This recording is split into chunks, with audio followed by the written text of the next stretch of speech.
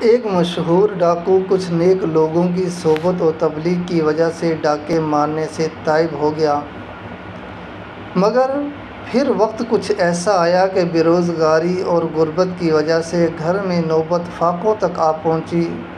تو وہ ایک دن بڑے ولی کے مزار پر گیا اور دعا مانگنے کے بعد دن دہاڑے وہاں چھت پر لٹکتا انتہائی قیمتی فانوس اتار لایا۔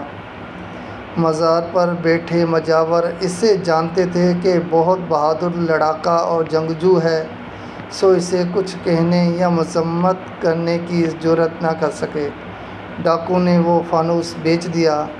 مزار کے گدی نشین اور مجاوروں نے ڈکیتی کا پرچہ کٹوا دیا اور کیس عدالت میں چلا گیا۔ جج صاحب نے ڈاکو کو عدالت میں طلب کیا۔ یہ واقعہ حیدرآباد سندھ کے ایک مشہور مزار کا ہے۔ جج صاحب نے ڈاکو سے پوچھا، تم نے مزار سے فانوس اتارا ہے؟ ڈاکو نے کہا، جی اتارا ہے۔ پوچھا، کیوں اتارا ہے؟ جواب دیا، گھر میں نوبت فاقوں تک آ گئی تھی۔ میں صاحب مزار قبر میں مدفون کے پاس حاضر ہوا کہ میری حاجت روائی فرمائیں۔ صاحب مزار نے قبر کے اندر سے فرمایا، یہ فانوس تیرا ہوا، بیچ کر ضرورت پوری کر لے۔ سو میں نے فانوس اتار کر بیچ دیا اور اپنی ضرورت پوری کر لی۔